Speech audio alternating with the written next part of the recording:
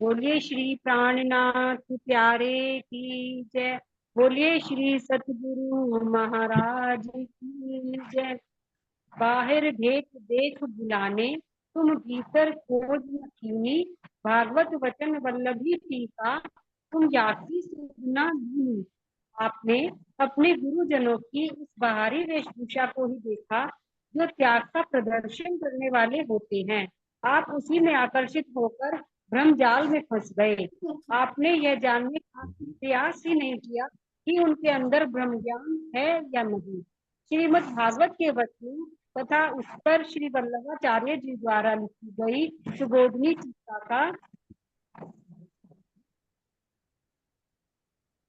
टीका का भी आपने चिंतन नहीं किया। इसमें जो है ना, महामती जी समझा रहे हैं हम सुंदर साथ को कि जो वल्लभाचार्य वाले मत वाले हैं उनको कह रहे हैं, जो वैष्णव हैं, कि आपने जो सुबोधनी टीका वल्लभाचार्य जी की है कि उसमें क्या लिखा है उसको आपने नहीं पहचाना, केवल भारी वेशभूषा को ही अपनाया।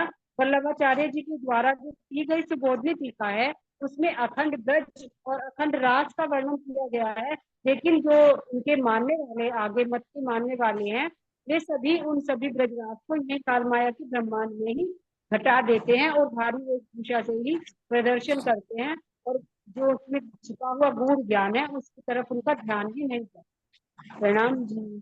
प्रणाम जी, प्रणाम जी, सुंदर जी। ये जो भागवत में वल्लभाचार्य जी की टीका है ना, तो उसकी तरफ महाराज जी संकेत देना चाह रहे हैं, जो वैष्णवों को समझाया है ना कि भाई तुम यही संसार में जो है ये ब्रजराज अखंड बता रहे हो, तो तुम वल्लभाचार्य जी की टीका को देखो कि वो ब्रजराज कहाँ पर है।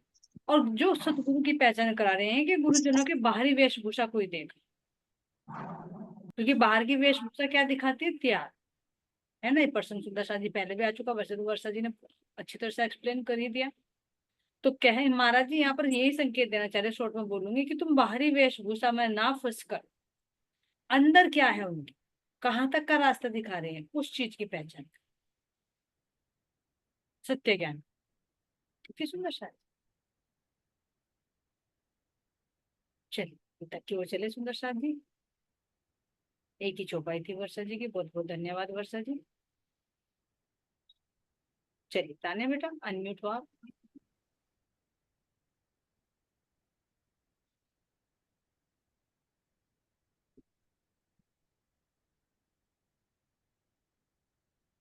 आवाज आ रही है मेरी? ताने बेटा कहाँ हो?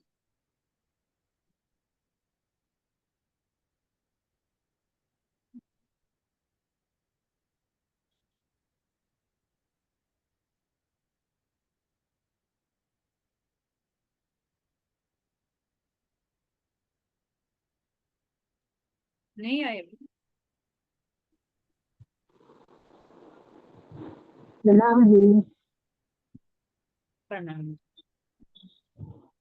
चलिए सुंदर साथ जी कोई और क्वेश्चन ले ले, शायद वे किसी काम में बिजी हो गई होंगी। आ गई जी क्वेश्चन। प्रणाम जी। प्रणाम। मुझे एक क्वेश्चन पूछना। जी, मुझे एक क्वेश्चन पूछना था सुरेश जी। जैसे ये कहते हैं कि जो अक्सर धाम था और जो परम धाम था, जानना जी मतलब आपकी ऐसे आवाज ही क्लियर नहीं आ रही, आपकी परम आवाज धाम क्लियर नहीं आ पा रही। है। आपकी आवाज क्लियर नहीं आ पा रही, ईयरफोन हटाकर बात करिए आप। जी आपका नेट आवाज स्लो नहीं है। आ रही अच्छी? आपका नेट स्लो है। हाँ जी सर। जी बोलिए, आवाज कम आ रही है आपकी।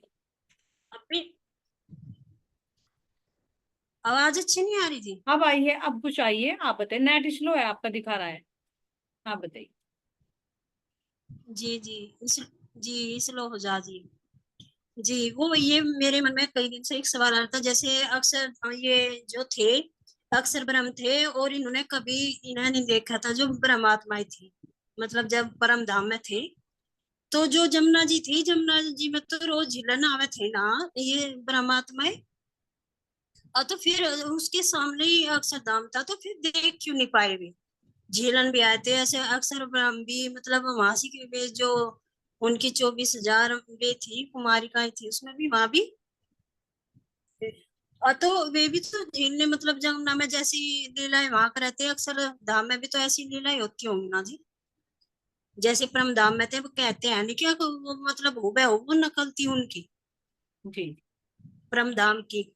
तो फिर जब जो ये झीलने आए थे तो जैसे ये उसकी परमधाम से जैसे जमुना जी में झीलन आए थे तो उसके सामने ही पर वो था अक्षरधाम। तो फिर ये देख क्यों नहीं पाए अक्षर ब्रह्म ने, क्या कारण था वो? क्योंकि भी जी तो आमने सामने थे ना। हाँ बिल्कुल सही। और वे झीलन भी मतलब सुबह के टाइम तो मतलब रोज ही आए थे, ये तो ये तो डेली का था। एक मिनट एक मिनट, ये तो फिर भी कुछ दूरी बता दी आपने कि जमुना जी के पाठ घाट इधर भी है, पाठ घाट इधर भी है, झीलना करते हैं तो दर्शन क्यों नहीं हुए। जी लेकिन प्रश्न ये भी उठता है कि राज्य तो नित्य प्रत्यक्ष में तो चांदनी चौक में भी जाते हैं, उससे भी आगे बढ़ जाते हैं, फिर भी नजर नहीं जी आते। जी। और जी और मैं केलपुर से बताऊं आंटी? मतलब राज्य के दर्शन भी तो करने जाते थे ना वे। बिल्कुल, तभी तो कह रही तो हूँ, फिर उससे और नजदीक जाते थे, चांदनी चौक से तो तीसरी बॉम्ब क्लियर नजर आती है, तब भी नजर नहीं आते थे, तो इसका रीजन क्या है? चलो जी मीठी जी बाई जी बता रही है, बताइए। जी प्रणाम आंटी जी। हाँ, आंटी जी, दर्शन तो रोज हुए थे, पर मन में इच्छा ये नहीं हुई, संकनी थी मन में कि बस जिस काम पे जा रहे थे उसी काम को आ जाते। खेल देखने की इच्छा, क्योंकि परमात्मा के तो अंग है, श्री राज जी के तो सत रज और सच्चित और आनंद, तीन गुण उन्हीं के तो रूप है, उन्हीं के अंदर तो है। ठीक है, तो जो सत्ता का स्वरूप है अक्षर ब्रह्म, उसके मन में सिर्फ जो था वो था, आनंद की नहीं लहर उठी थी, और आनंद के मन में सत्ता की लहर नहीं थी। जब परमात्मा ने खेल देखने का कारण बनाया, चाहा खेल देखना, उसके बाद कारण रूप डाला उन सत्य के मन में भी और आनंद के मन में भी। सत्य के मन में डाला आनंद की लीला देखने का, और आनंद के मन में डाला सत्य की लीला जानने की। बिल्कुल ठीक। और कोई सुंदर सा आप कुछ बोलना चाहते हैं इस बारे में तो बताइए। मेन चीज थी आंटी की जो ये भैया ने मतलब सही बताया विकी भाई ने। इसमें एक ये है कि दृष्टि, जब राज्य की दृष्टि उधर घूमी तो सखियों की भी घूमी थी। अगर वे दृष्टि नहीं घुमाते तो फिर अक्षरभ्रम का कैसे पता चलता अपने मन का कि उनका मन में अक्षरभ्रम है। हम्म तो ये भी तो कहते थे ना जी कि मतलब जो राज्य के मन में मतलब अंदर अपने अंदर सोचे थे वही सबके मतलब रो के उसमें भी तो वो अक्सर ब्रह्म के अंदर भी तो आता हुआ ना वो। तो क्या उन्होंने राज्य तो पहले से ही जानते थे, फिर उनके अंदर क्यों नहीं आया, या फिर उनकी इच्छा के अनुसार ही सारी चीज चले गई राज्य की इच्छा के अनुसार? बिल्कुल अब बिल्कुल। मेरे उनके मन में तो बहुत पहले से थी ना ये इच्छा। अब आप ये बताइए, जैसे मान लीजिए मैं हूँ, है ना, और सारा अंग मेरे मेरे अकॉर्डिंग चल रहा है, मेरी चेतना के बल में। अगर मैं चाहूं कि मैं इस हाथ को हिलाऊं तो मेरा यही हिलेगा, दूसरा हाथ नहीं हिलेगा। इस हाथ को चाहूं तो ये हिलेगा, लेकिन ये हिल रहा है तो इसको तो एहसास नहीं हो रहा ना। ये इसको ठंडक हो रही, इसको तो एहसास नहीं होगा ना, इसको ठंडक दूं तो इसको तो एहसास नहीं होगा ना। इसी तरह से सत अंग जो अक्षर में राज्य का सत अंग है, जो आनंद अंग है श्यामा जी, वे आनंद में है और हम रूप में। अब ये तो अक्षर के लिए हुआ, अगर आप देखें तो श्यामा जी ब्रह्म आत्माओं के लिए हम तो बहुत नजदीकी हैं, हमें भी उनकी इश्क और साहेबी से वाकिफ नहीं थे। विचार करो, क्यों नहीं थे? जब एक रूप है एक चित है तो क्यों नहीं थे? क्योंकि इश्क और साहेबी दिखाने के लिए तो खेल बनाया है।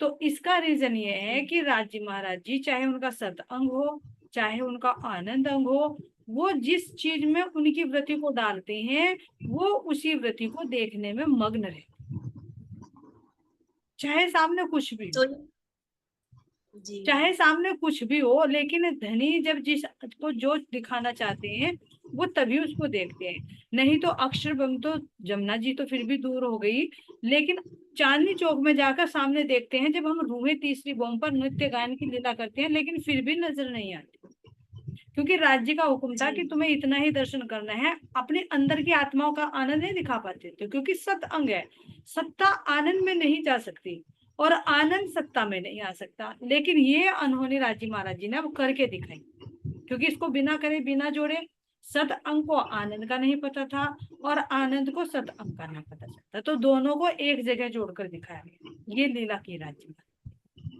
क्योंकि हाँ, पूरा आंटी जी ऐसा भी तो है, ये जैसे लीला हो रही है पूरी।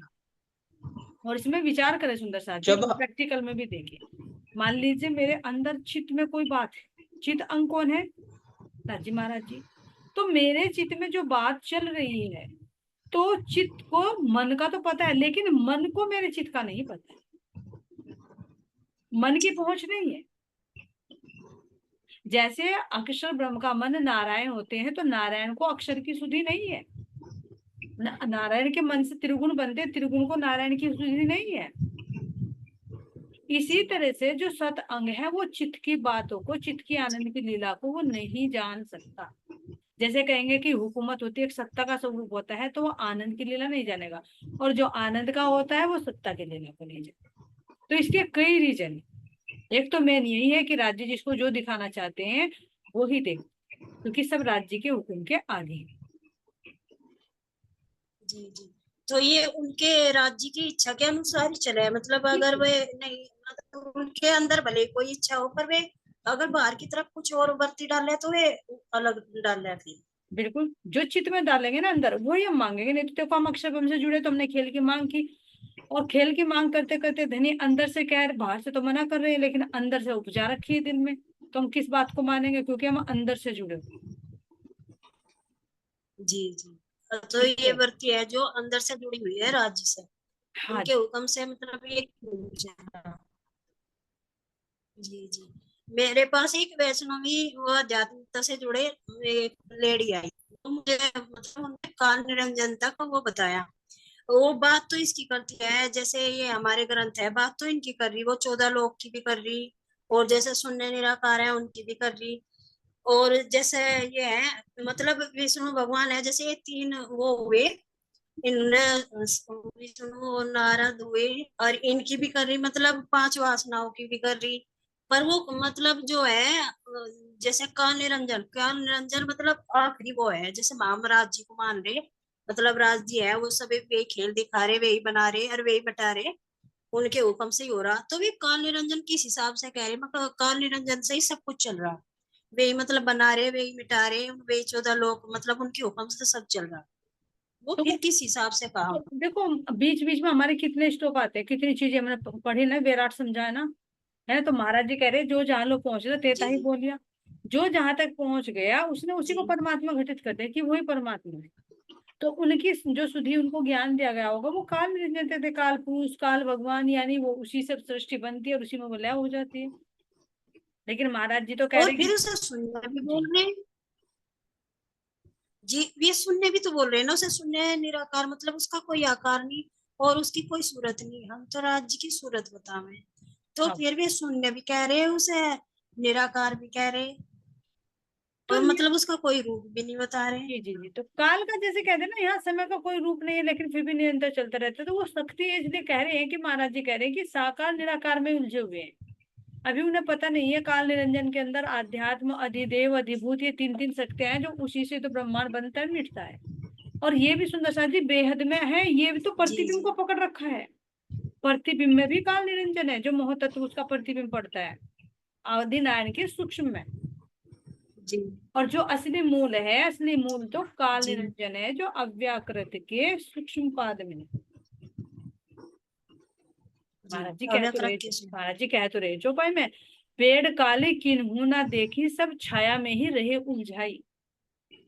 और गम छाया की भी नहीं पड़ी, तो पेड़ पार क्यों न खाए। चौपाई पे जी विचार जी करें। जी पेड़ काले जी किन्हों ना देखी, यानी जो संसार रूपी पेड़ बना है किससे बना, काल निरंजन से।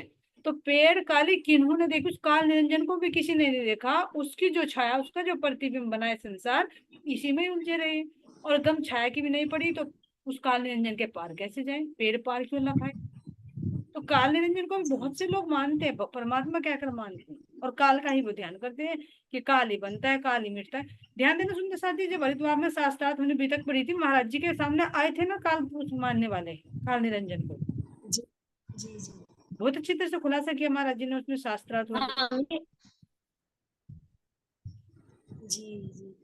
तो मैं उन्हें यही कह रही थी, मैं कहा जी काल निरंजन तो मतलब अभी पूरा नहीं है ये, मतलब ऊपर उनको तक नहीं है, वैराट, ये नीचे उनको तक ही है उनको अभी तो ये। उनको वैराट, उनको वैराट समझाओ तब समझ जी में आए।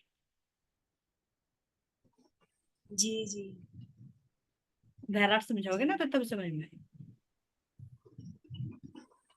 जी। चलिए, बस। हाँ, ये आदि ना, मतलब आदि नारायण की भी, और जो तीन है ये 3 है, 3 वासनाएं हैं, ये 5 ये है, इन जो सब के मतलब जिक्र तो जो करे इनको, जो इन्होंने वैराट इतना जो वैराट बनाया। की वीडियो जो वैराट की वीडियो बनी हुई है ना, आप उसमें भेज देना, उसको दिखा देना कि भाई काल निरंजन से भी परे क्या चीज है।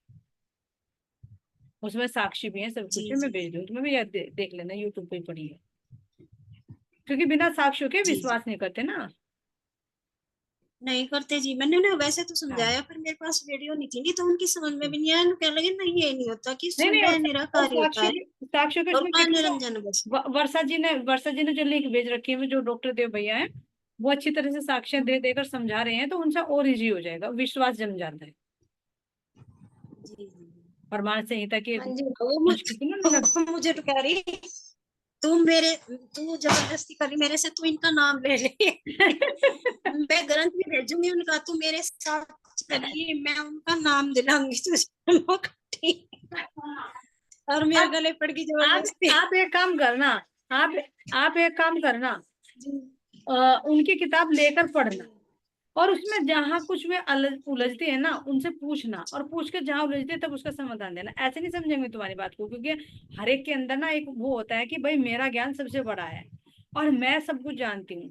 तो उसी के जी ग्रंथ से जब जी उसको समझाया जाता है तो वो आसानी से समझ लेती है। तो उसके ग्रंथ को मना मत करो, आप लो, पढ़ो, समझो, और फिर जहां भी उसकी पर्सन पूछो, और जहां अटकती है फिर उसका जवाब आप दोगे तो बहुत जल्दी समझ में आ जाए।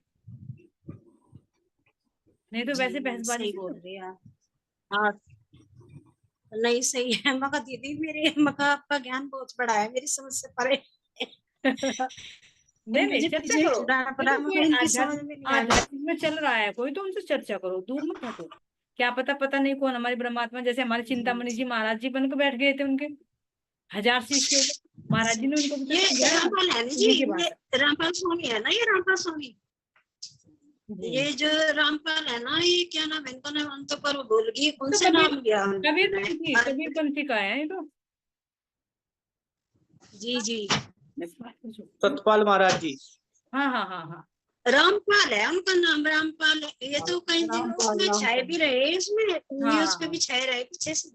चलो अब जी चलिए बीतक की तरफ चले, सुंदर साथ जी, तान्या। हाँ जी, एक प्रणाम प्रश्न जी। है। जैसे इन्होंने बताया भाई, अक्षर ब्रह्म को हम क्यों नहीं देखा था जब वही थे आमने सामने तुम्हारा। तो अब देखो, अब मैं हूँ, मेरा मन है और मेरा चित्त है। अगर मैं अपने अंदर देखूंगी, क्या मेरा मन मुझे बाहर नजर आ रहा? अगर मैं अंदरूनी होकर देखूंगी तो मेरा बाहर मन भी मुझे अंदर नजर आएगा। क्योंकि अब देखो, मेरा जी महाराज जी चेतन स्वरूप है। तो जब चेतना का स्वरूप भी हम उस आनंद में थे, हमें नहीं पता था, तो चेतना का स्वरूप को नहीं पता था, तो हमें मन का राज्य के कैसे पता होगा? क्योंकि दोनों मेरे धामधनी की सत्ता का दोनों स्वरूप है राज्य के। और वो राज्य महाराज जी ने उस मूल में बैठ के, उस मूल में अपनी नजरों में नजरें डाल कर, जो हमें दोनों स्वरूप का हमें यहाँ आज पहचान करवा रहे, अपने मन के स्वरूप को भी, यानी कि मेरे राज्य का मन मेरे राज्य के अंदर ही है। वो तो हमें समझाने के माध्यम से राज जी ने अपना मन, यानी कि अक्षर ब्रह्म नाम देकर हमें समझाने के लिए बाहर प्रकट करा, भाई ऐसा है। तो वो दोनों स्वरूप मेरे राज्य महाराज जी ने, एक सत्ता का स्वरूप और एक अपना चेतन का स्वरूप, जो आज वो बिल्कुल क्लियर हमें राज्य अपना दिखा रहे, और वास्तव में वो नजर आ रहा। क्योंकि वो कैसा होगा जब मेरे राज्य हमें अपना आवेश देकर हमें उनका अपने अंग का स्वरूप का वर्णन करके हमें दिखा रहे। बिल्कुल। तो ये समझ में आया कि अगर हम बिल्कुल क्लियर मूल में जाकर देखेंगे ना, तो ऐसा लगे हाँ बिल्कुल क्लियर नजर आ रहा। जब हम राजी, जब हमें आनंद, आनंद को आनंद देना, तो जिस तरीके का आनंद देना उस तरीके की चीज मान के चलो। रसगुल्ले को जी कर रहा, मुझे रसगुल्ले का आनंद लेना तो मैं मीठा खा लूंगा, और मुझे नमकीन आनंद लेना तो मैं समोसा खा लूंगा। वही जाहिर सी बात है, जब उन्होंने दिखाया कि परमात्मा को यही चाहिए तो उन्होंने वही दिखाया। और जब परमात्मा को यो चीज चाहिए, नमकीन थोड़ा सा चीज, तो नमकीन दिखा दिया। बिल्कुल, क्योंकि मीठे मीठे में थे तो अब नमक का भी चखा थोड़ा सा, कि अक्षर ब्रह्म का खेल क्या है, संसार बनाने और मिटाने, है ना। जी, खट्टे मीठे का स्वाद का पता चल गया ना। तभी तो स्वाद बनता है ना। तो मीठा खाते खाते मीठे का भी स्वाद नहीं पता था, लगातार तुम मीठा खाते रहो जी ना तो यहाँ पता नहीं चलेगा, लेकिन नमक का खाओगे तब मीठे का स्वाद पता चलेगा। इसीलिए तो कह रहे हैं, जी सुख में तो सुखदायम पर स्वाद ना आवत ऊपर। सही बात है जी। खट्टे का भी तभी पता चलेगा जब मीठा खाओगे, जब मीठे का तब पता चलेगा जब तो इसलिए अक्षरब्रह्म को मीठा चखा दिया, है ना। जी। चल, ठीक है, मीठा क्यों चले सुंदर साथ जी।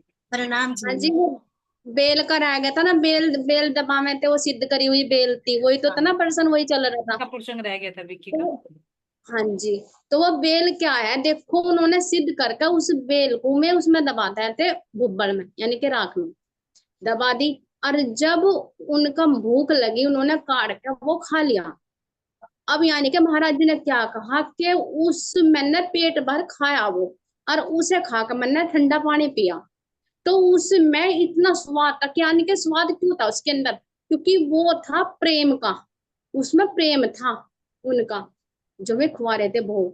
तो अब तुम देखो, जब हम अब इकट्ठा कर रहे, यानी कि हम तो कर रहे अपने चित्त में इकट्ठा कर रहे, रोज ले लेकर आज में दे रहे, हम उसे चित्त में इकट्ठा कर रहे, क्योंकि हम उसे आने वाले टाइम में अगर रोज अकेले में हम उसे काट के आनंद को खा सके, ले सके, क्योंकि हमारे अंदर ही तो चित्त में दे रहे ना राज्य, हमारे आत्मा के अंदर इकट्ठा हो रहा, तो हमें उसे हम काट के रोज हमें खा सके। और वो ढका हुआ है अंदर, क्योंकि जब रूह एक आकार में एक अलग बैठा है ना रूह जी, वो काट काट के वाकई में जो राज्य भर रहे ना, वो आनंद अकेले में उसका पूरा ले। तो यही तो हो गया, उस बेल सिद्ध करा हुआ जो राज्य महाराज जी ने हमें तारतम दे के हमें अपने लायक बनाया, यानी कि सिद्ध करा, वही देख लो। तारतम के बिना बिल्कुल हम बिल्कुल पशु थे, पशु। हाँ, तो कई राज्य जन्म महाराज लग गए जी थे सिद्ध पूरे, करने में, कितने ही जन्म लग गए यहाँ तक सिद्ध करने में, भी बेल पकाने में। यहाँ तक आने में।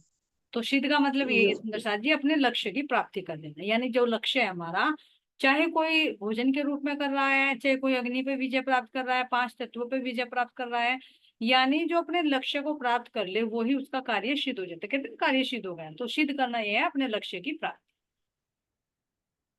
तो हमारा जी मेरे लक्ष्य पे है, बोलने देते, जो हमारा मर्जी बोल दूं मैं। हमारा लक्ष्य क्या है, अपने परात्म की, अपने आत्म की जागृति और अपने मूल मिलन में उठ जाए। मिट्टी भाई हंस रही। फिर वहां का जितना भी खाना ना उतना ही खाते रहना, फिर जो का तू रहेगा। परमधाम में कोई फल तोड़ोगे ना तो वो फल कम नहीं होगा, जो का तू लगा है। हाँ जी, एक प्रश्न हो रहा है, मेरे को भाई ने वैसे उत्तर तो दे दिया, बहुत देर से उठ रहा था प्रश्न, कि जैसा पीछे आया ना कि 16 रुपए का आया था, नहीं 16 दिन, जैसे 16 दिन तक महाराज जी के साथ रहे, तो जैसे देखो भी यहाँ का धन है वो हो गया खत्म, तो यहाँ के महात्मा अंतर ध्यान हो गए। अब ये 16, अगर देखा हम 16 तो हमारे परम धाम में गुण है, जो एक खांचे में 16 हम भी बताए मूल मिलावे में, तो देखो वहां का धन है ना, जो वो 16 गुण है राज्य के हृदय के, वे जब इस आत्मा के अंदर झलकेंगे ना, तो यहाँ की माया भी ऐसे अंतर ध्यान हो जाएगी, वो भी छूट कर एकदम भाग जाएगी, वो यहाँ आने की नहीं पास। बिल्कुल 16 गुण आते हैं। जी, वे 16 गुण, वैसा तो गुण तो वो एक ही है, लेकिन हाँ, यहाँ महाराज ने समझाने को कहा अलग कि अलग। 16 गुणों से युक्त, और वैसा तो 16 चौक 64 भी बताया कि 64 कला से युक्त है महाराज जी के अंदर, कोई कमी ही नहीं है, लेकिन एक गुण आते ही वो सारे गुण आत्मा के अंदर विराजमान होते ही यहाँ की माया भी अंतर ध्यान ही हो जाएगी।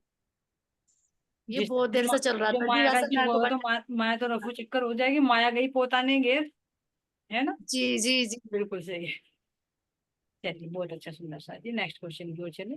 ये सीध वाला हो गया आपका, अब आगे बढ़ो। अच्छा, मनीषा गर्ग भी आई है। उसका मनीषा जी बहुत बहुत स्वागत है आपका। आज तो हमारी सखिया बहुत बहुत दिनों में दर्शन देती हैं। प्रणाम जी दीदी। प्रणाम जी, प्रणाम जी। चल, उस उसका डैश अपने को भी उन डैश ने खिलवाया, डैश बड़ा था वो भोजन, डैश दिया जल पिलवाया। चौपाई का वर्णन करे। चलिए सुंदर सा जी। चौपाई को पूरा करिए। चलिए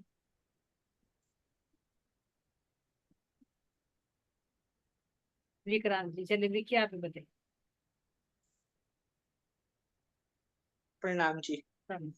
स्वादिष्ट उसका प्रसाद, स्वादिष्ट बड़ा था वो भोजन, भरपेट दिया जल पिलाया। रजनी बीती आनंद सहित प्रातः, नहीं, उसका प्रसाद अपने को भी उन महापुरुषों ने खिलाया। स्वादिष्ट बड़ा था भोजन, भरपेट दिया जल पिलवाया। ठीक है, तो जो उन महापुरुषों ने वो बेल खिलाई थी ना, यही प्रसंग है वो पूर्ण गोड़ा कि बेल रूपी प्रसाद जो था उसमें से निकल था। थोड़ा सा ना अपना मोबाइल नीचे को कर लो, क्योंकि ऊपर का तो पूरा छत आ रही है, लेकिन फेस ना आधा आधा कट रहा है। हाँ अब ठीक है, अब बोलो।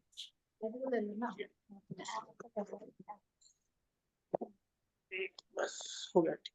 हाँ, हाँ तो उन्होंने प्रसाद रूप में उन महापुरुषों ने जो भोजन खिलाया था ना आंटी जी, बेल रूपी, उसे खाने के बाद महाराज जी ने जल पानी पिया, ठंडा बहुत आराम लगा उन्हें। तो ये है उनका प्रसाद, उनको महापुरुषों ने खिलवाया, स्वादिष्ट बड़ा था वो भोजन, भरपेट दिया जल पिलवा। बिल्कुल सही। तो अब आगे का जो ये तो जाहिरा प्रसाद है, आगे का प्रसाद अब आगे मिलेगा, है ना। आगे चलिए, आगे क्वेश्चन में आए। यदि डैश का स्वाद अमर ये चाहते हो चखना, तो इस जीवन में डैश बात अपनी है याद सदा रखना। चौपाई का वर्णन करे। 4 बात कौन सी है, वर्णन करे। चलिए, सारी 4 बातें एक साथ में ही बताएंगे। फिल इन द ब्लैंक्स भी करना है, कहाँ से रिलेटेड है प्रसंग, और फिर 4 बातें में कौन सी। प्रणाम जी सुंदर जी। एक बार बताइए। यदि साधनाओं का स्वाद अगर ए वत्स चाहते हो चखना, तो इस जीवन में 4 बात अपनी है याद सदा रखना। वे 4 बात है कि तजना, वस्त्र जूते, ज्यादा वस्त्र और जूते, और महात्माओं के संग रहना, और दूध दही गुड़ पान माई के कर से कभी नहीं कहना। कि अगर कोई माई ये दे चार चीज तो कभी मत लेना। तो अब हम सफर में कहीं चलेंगे तो बोझ लेकर थोड़े ना चल सकेंगे, जितना हो सके हल्का ही होकर चलेंगे तो सफर पार हो जाएगा। नहीं तो हम बोझ में ही लग के बैठ जाएंगे बस बीच में ही। तो 4 बातें कौन सी हुई, अब बिना देखे बताओ, अभी तक में से बिना देखे बताओ 4 बातें कौन सी। हाँ, तो चार बातें यही तो कि वस्त्र और जूते तज दो, ये जो ज्यादा है अपने पास। और महात्माओं के मतलब ब्रह्म आत्माओं के, महान आत्माओं के संग रहना। और दूध दही और पान, ये किसी मतलब किसी औरत के हाथ से मत लेना। माई के हाथ से। और कोई माई बुलावे नौते पे कि आ जाओ हमारे घर, तो वहां माँ भी मत जाना। वाह, बिल्कुल सही। तो 4 बातें हैं, सुनो, है ना। अब ये हमें कैसे फॉलो करनी है ये बताएगी हमारी मीठी बाई जी। पहली बात कि तजना अधिक वस्त्र और जूते। प्रणाम जी। पहली। जो जरूरत से ज्यादा हो उसे तजना ही चाहिए, अगर आप भक्ति मार्ग पर निकले हुए हो। हाँ। कि जो भी आपके पास अधिकाय होगा वो आपके लिए भी कष्टकारी होगा और दूसरों के लिए भी कष्टकारी। ये जो मतलब कि वस्त्र और ये जूते वगैरह वजन, बाहरी बाहरी चीजें, अधिकाय बोला मतलब बाहरी चीजें, अंदर का ज्ञान अधिकाय नहीं। तजना अधिक वस्त्र और जूते, तो ये अगर ये हमारे पास ज्यादा हो गया, अधिकाय होगा, तो ये हमारे लिए भी बोझ बनेगा और दूसरे के लिए भी बोझ बनेगा। हम रखेंगे चुराया गया, जब हमारा धर्म भ्रष्ट होगा, जिसने चुरा लिया उसका धर्म भ्रष्ट होगा। पहली बात है।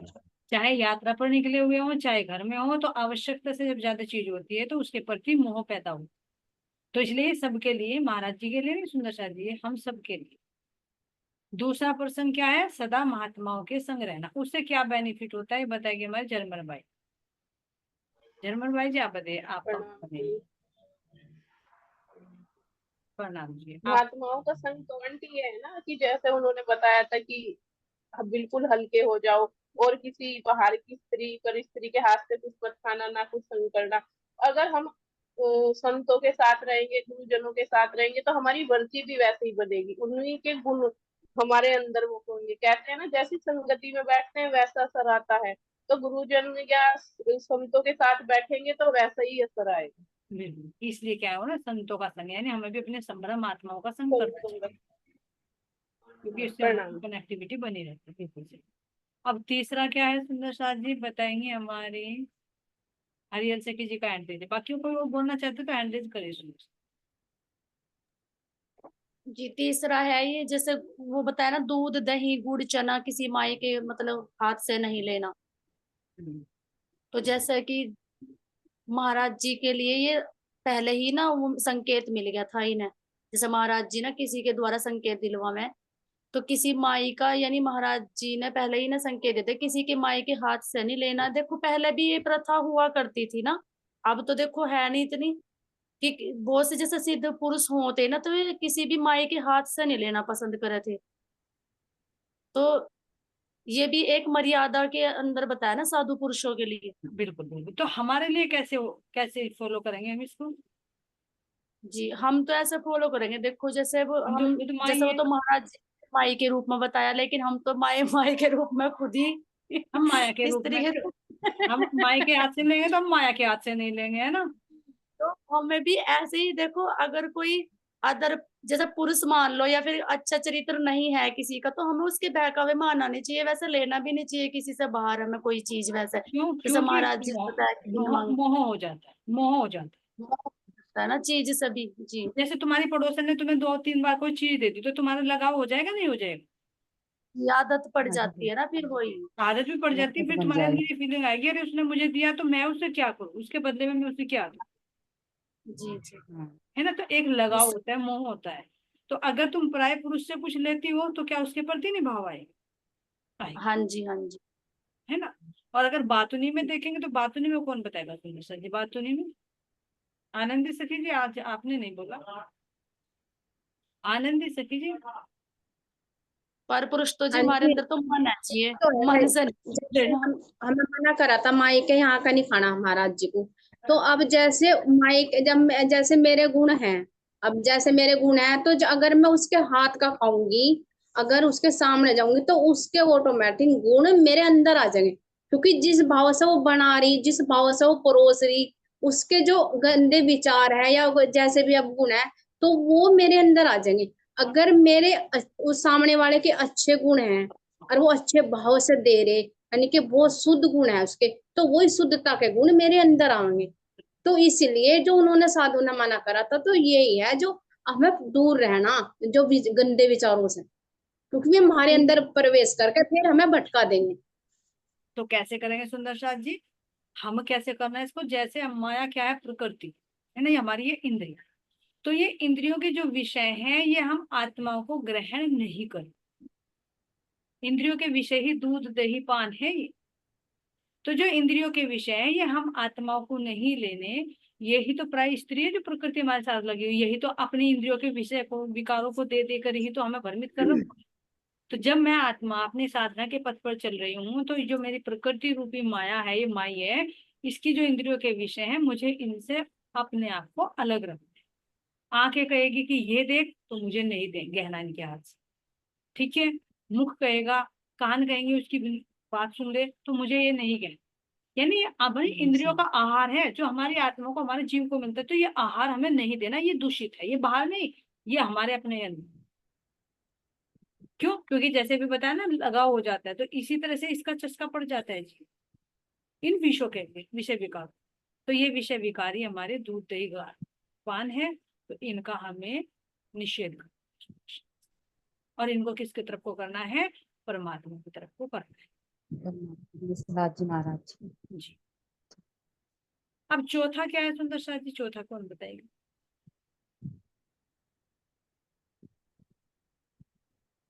कोमल सखी जी, आप कहाँ हो आज? चौथा नियम क्या दिया? ये पश्चात है सुंदर साथ जी। बाहर का तो पेट भरा दिया था महाराज जी का, लेकिन ये अंदर का आत्मा का आहार है जो उन्होंने चलते रूप दक्षिणा के रूप में दिया है। जी माई के घर नौते पर भी नहीं जाना। हाँ, तो इसका कैसे फॉलो करोगे? कि इसका बात नहीं बताइए। तो जैसे अभी बात नहीं बताया, जैसे हमारी इंद्रियां हैं इनके विषय विकारों में नहीं फंसना, तो ये हमें नौता ही तो देना है जी, ये बाहर को चल इंद्रियां, ये नौता देना है जी। क्योंकि ये इतना देखो बाहर वाले को तो हम पकड़ ले, कोई नौता देना है एकदम से पता चल जाए, लेकिन इनका नौता हुआ तो पता ही नहीं चलता कि कदम को चला गया मन। बस ये आता है और हम हाँ कर देते हैं, हाँ चलो। जी एकदम से चला जावे ये, तो इसके नौते हुए भी जे नहीं जाना। महाराज जी अंदर से बात उन्हीं में बता रहे कि इन इंद्रियों के विषय में फंसना नहीं है, अगर ये नौता भी देवे कि तुम बाहर को चलो। हाँ बिल्कुल जी। तो 4 नियम बताए, इससे आगे चलिए ले लीजिए भी है थोड़ा। नेक्स्ट क्वेश्चन की ओर चले। विदा हुए हम ले डैश, ये संत के वचन डैश। सड़क आई तो जा बैठे एक पेड़ तले नीचे डैश खोल। चौपाई का प्रसंग वर्णन करें।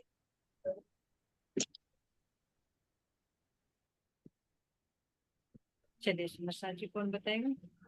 जर्मन भाई जी आपने एंड्रेज किया, आप बताइए।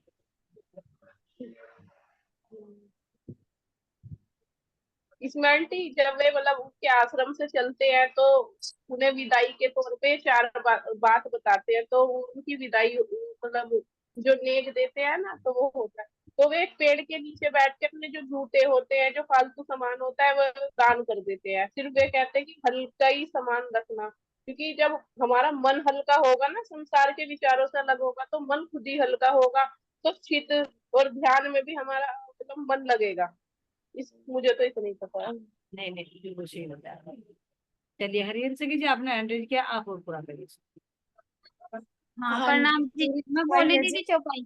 हाँ बोलिए, आप मैं बोलो चौपाई बोल। बोलो बोलो आप। सड़क आई तो जा बैठे एक पेड़ तले नीचे गठरी खोल। खुड़ी टांग दी एक डाल पर, जूता पेड़ तले छोड़ा। ये है विदा हुए हम ले विदाईगी। दूसरी चौपाई बोल दी भोली सखी जी। विदा हुए हम ले विदाईगी, ये संत के वचन अनमोल। सड़क आई तो जा बैठे एक पेड़ तले निज गठरी खोल। एक एक हाँ एक लाइन एक चौपाई की ले ली, दूसरी चौपाई दूसरी की ले ली, दूसरी एक हाँ, जगह छोड़ दी, कोई सड़क बात आई तो जा बैठे एक नहीं। नहीं पेड़। इससे पहले का लीजिए, इससे पहले का। अच्छा। विदा हुए विदा हम। हुई। हाँ जी, विदा हुई होए तो हम ले विदाईगी, ये संत के वचन अमोल। सड़क आई तो जा बैठे एक पेड़ तले निज गठरी खोल। हाँ तो ये महाराज जी का वहाँ, हाँ जी, जो ये महाराज जी का वहाँ का ही तो वर्णन है। तब घर से आए थे, घर से निकले थे, तो वे मतलब अपने सामान लेकर निकले थे। अपने कपड़े भी तो लेकर निकले थे, तो जैसे वहां पेड़ के नीचे बैठे थे, वे सबको उन्होंने बांट दिए थे, अपने हाँ। पास कुछ भी नहीं रखा था। तो तो क्यों वहां का बांटे? ही तो पता। क्यों बांटे ये महाराज जी ने? तो ये मतलब ये इसी का यही तो कारण है, जो कचड़ी क्या है, ये हमारे अंदर जो मतलब संसार के प्रति वो है, इकट्ठा हो रहा हमारे अंदर, महाराज हो रहा था, इन बंधनों में बंध रहे थे। जैसा महाराज जी घर में थे, अपने बच्चे हो गए थे, शादी हो गई थी, तो ये मतलब इन्हीं के उनसे ही प्रसंग है कचड़ी